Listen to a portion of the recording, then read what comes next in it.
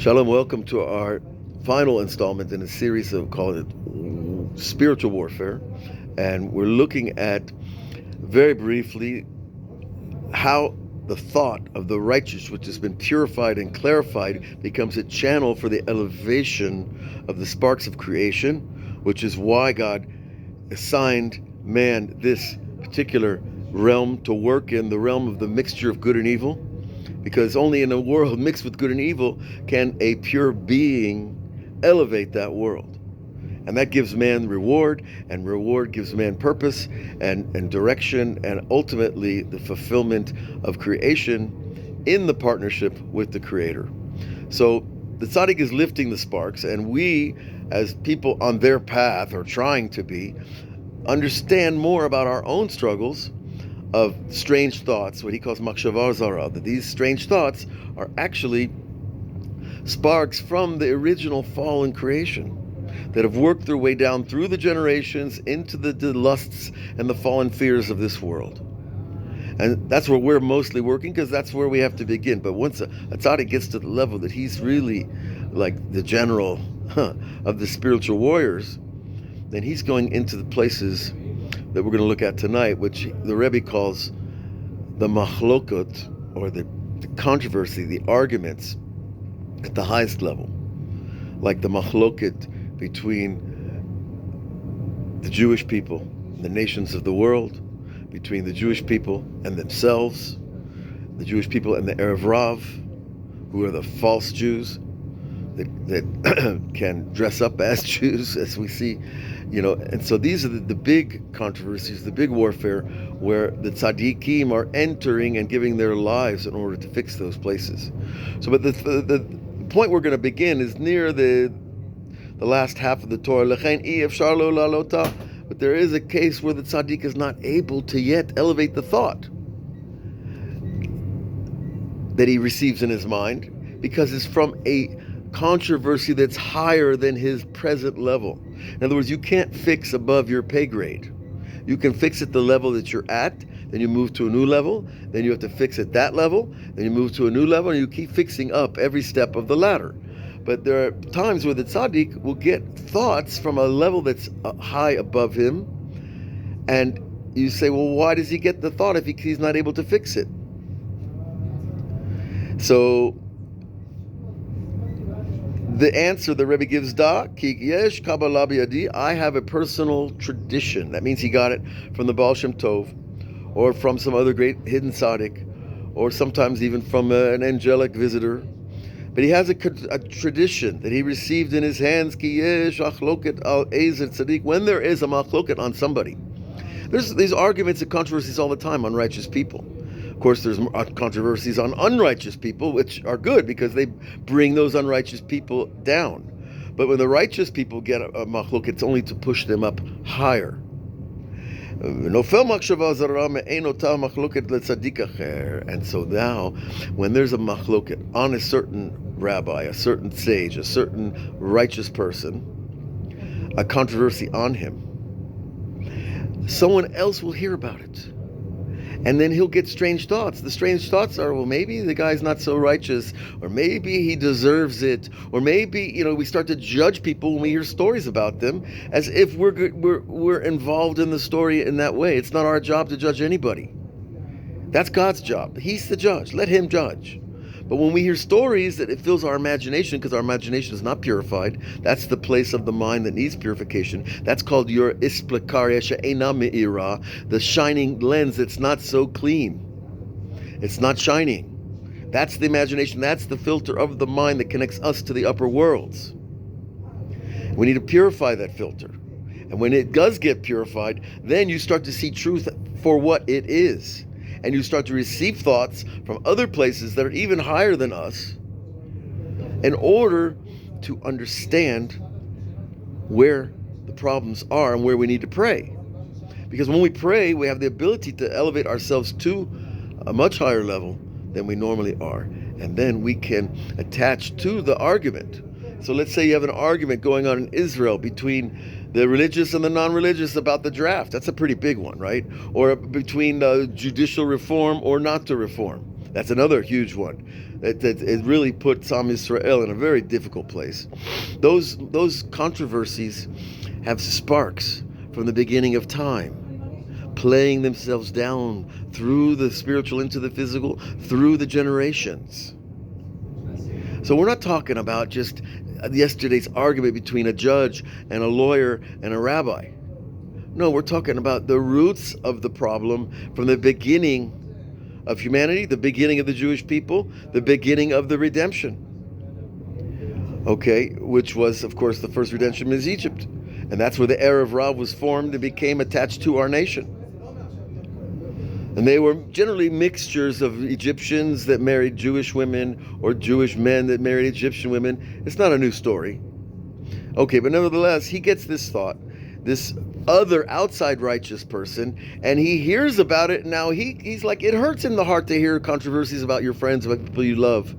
And whether you even know them, it hurts to hear about Tel Aviv people arguing with Jerusalem people and fighting. And I was recently at one of these protests, and it was like different people, like a different nation.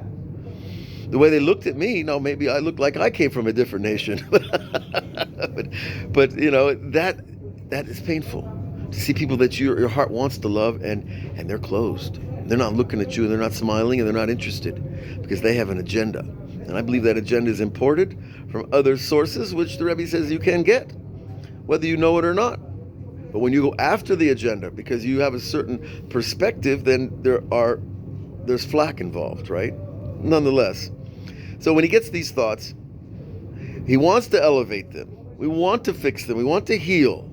We want to unify the broken places in Am Yisrael. But even though he's not able to, his desire, his longing, his prayer in pain for the parties involved in the argument, between the judges and the rabbis and the politicians, when you pray for them with your real heart, you actually listen to what he says. Mishaber koach haratzon. The power of his desire breaks the power of the controversy. And what happens is people, they put down their weapons. They put down the fight. They see that there's not a fight behind the scenes. There's only a path of peace to find the middle ground in every case. Now he goes back to the beginning of the Torah, which is the koteret, the headline that came from Tehillim Lamed Zayin 37, where it tells us Zomem Rasha, a Rasha who really wants to do not good at a certain point in his consciousness, and then maybe at a deeper level he doesn't, but still he's called a Rasha because he's engaged in Averot. And now this guy, he's like Zomem. Zomem is the activity of bringing false charges against people. Even if it's just in the person's mind, you start judging somebody and charging them for things they didn't do. That's a form of zmimut, right? So we don't want to do that. And the Rasha does do that, and he does it on the righteous himself. And this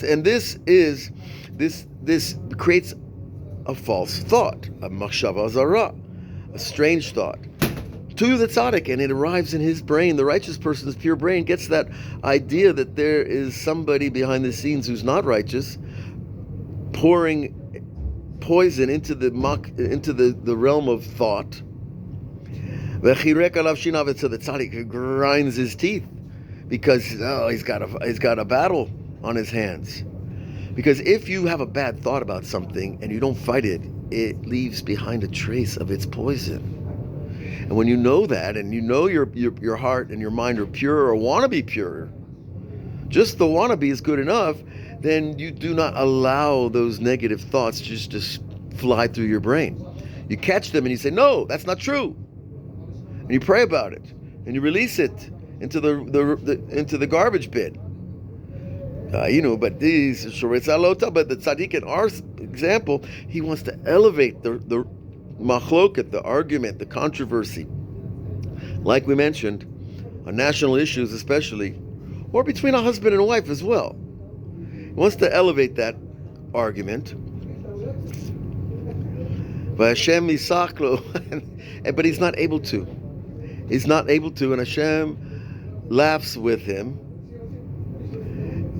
And what does that mean? Why would Hashem be laughing? Because ki ra'a et ki yavo yomo, because Hashem, who sees all time, sees the future and knows that the day of this Russia will come where he is exposed, and the day of the righteous will come when he's at the higher level that he can fix it with his thought on its own. Hayinu she'adayin lo ba l'madriga machshava zara, because if this person is not yet fixed at higher level, he needs to work his way up. Where does he get it? Perush Rashi, that the sword of the righteous will open up arguments. Have you ever known people that just always argue? I'm sure you have. And it's a personality trait. There's even names for it in the textbooks of psychology, right? But it's basically people that are always opening up. They can't tell you something nice they saw. They're going to tell you everything that they saw that didn't work, or that was wrong, or that was an argument. And this is the Rasha Pitru. He's opening up arguments and controversies. And Rashi says about it, Cherev Lashon Milchama. And the idea of the sword is an allusion to the idea of fighting or a war. And this is the idea when you hear evil speech about a righteous person. This is because some evil person has opened up the argument against him. It could be in his living room, it could be in a synagogue, it could be anywhere. It could be on YouTube. Right? But he's opening it up about this other righteous person, and we don't know his story, but it's still enough to spread the poison. V'charbam, and their swords, these swords of their tongues, of evil speech, Ainu amakshava zara, which leads to the makshava that enters that creates the controversy, that evil speech creates the controversy, and the next thing you know, everybody knows, Tavo bilibam, it comes into their heart, Inu belevet tzaddik, that tzaddik, he feels in his heart that machloket that's been created by their evil speech, and because of this, he wants to elevate that fallen place. Now, most machlokot come from desire for power. Most arguments, most wars, it's about power. Behind the scenes of power, of course, is money. It's other lusts. But the basic idea is that when you hear about somebody doing well or somebody doing something beautiful, there are always people who are going to come against him because they're unfulfilled themselves. So we should all be blessed with some self-fulfillment to leave other people alone. And because the tzaddik was not yet reached the level to fix the thing at its root, he wants to do it. Kashtotam tishabarena, he breaks their swords. He takes away their power to engage and rage the controversy. It's no longer interesting. The people drop their cases, they drop their sides, they forget they were even embroiled in such an argument. And that's because of the desire of the righteous person to break it all together, to break that machloket controversy. And this is the machloket that we talked about. Aniskar la'el, Baruch Adonai, Lo'olam, Amen va'amen. This is the end of Torah 96, and we've put 3 or 4 classes into it already, and you see, and it's only maybe 20 lines. And so, but we understand that when Rabbi Nachman is sharing these things with us, this is not just something he thought about writing about. That he saw it, he lived it, he experienced it, and he wrote it down, oftentimes just speaking straight to his student, and they would do the writing, because he experienced it in his own life. Because people came against him all the time, and he was the true pure tzaddik, and because he was able to wage those wars, 200 years later, everybody's reading his books and singing his name and going to his grave and doing mitzvot in his honor. And that seems to be part of the victory of the tzaddik. And Rabbi Nachman said, Natzachti v'natzeach, I am victorious and I will be victorious. And that was a prophecy for the future time, and that's now. Okay, so God should bless all of you. Stay away from arguments, stay away from controversy. Even if you think you know what's going on and even think you have a good opinion about it, really weigh it 2, 3, 4 times before you enter. Because if you can't fix it, it's better to desire that the people that are arguing get fixed. And that comes with merciful prayer. We love people, even though they're not loving, you elevate them to a new level. God bless you all. We'll see you again on our daily classes in Rabbi Nachman and Patreon. Kol Tuv.